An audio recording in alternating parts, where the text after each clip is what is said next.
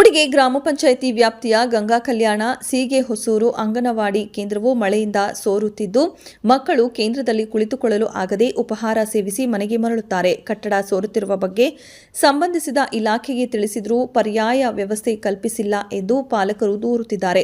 ಸುಮಾರು 10ಕ್ಕೂ ಹೆಚ್ಚು ಮಕ್ಕಳು ಈ ಅಂಗನವಾಡಿ ಕೇಂದ್ರದಲ್ಲಿ ಕಲಿಯುತ್ತಿದ್ದಾರೆ.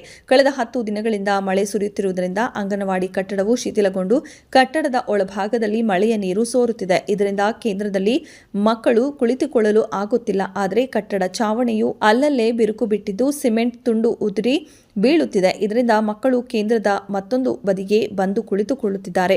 ಗಾಳಿ ಮಳೆಯಲ್ಲಿಯೂ ಕೂಡ ಮಕ್ಕಳನ್ನು ಅನಾರೋಗ್ಯ ಮಾಡುವಂತೆ ಮಾಡಿದೆ ಎಂದು ಗ್ರಾಮಸ್ಥರು ಹಾಗೂ ಮಕ್ಕಳ ಪೋಷಕರು ದೂರುತ್ತಿದ್ದಾರೆ. ಗಂಗಾ ಕಲ್ಯಾಣ ಸೀಗೆ ಹೊಸೂರು ಅಂಗನವಾಡಿ ಕಟ್ಟಡವು ಶಿಥಿಲಗೊಂಡ ಕಟ್ಟಡದಲ್ಲಿ ಮಕ್ಕಳ ಸುರಕ್ಷತೆ ಬಗ್ಗೆ ಸಂಬಂಧಿಸಿದವರು ಗಮನ ಹರಿಸಬೇಕಾಗಿದೆ.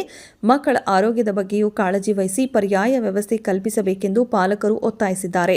ಅಂಗನವಾಡಿ ಕಟ್ಟಡ ಸೋರುತ್ತಿರುವ ಕುರಿತು ಅಂಗನವಾಡಿ ಮೇಲ್ವಿಚಾರಕಿ ಇಲಾಖೆ ಗಮನಕ್ಕೆ ತಂದಿದ್ದಾರೆ.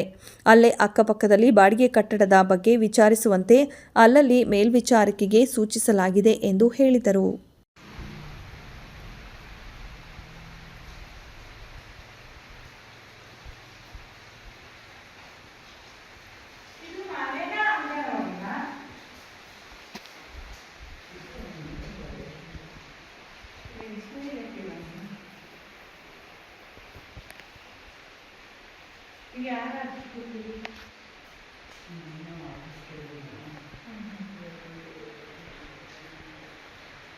ಮಕ್ಕಳಿಗೆ ಎಲ್ಲಿ ಕೂರಕ್ಕೆ ಜಾಗ ಐತಿ? ಮಕ್ಕಳೆಲ್ಲ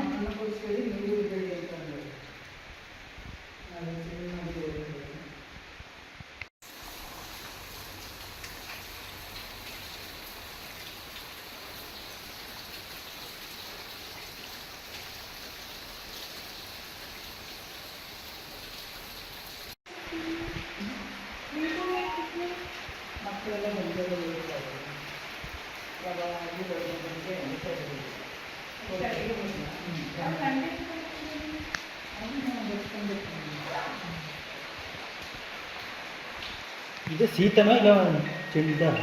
ಶೀತ ಇತ್ತು, ಮಳೆಯೆಲ್ಲ ಶೀತ ಬಂದಿದೆ.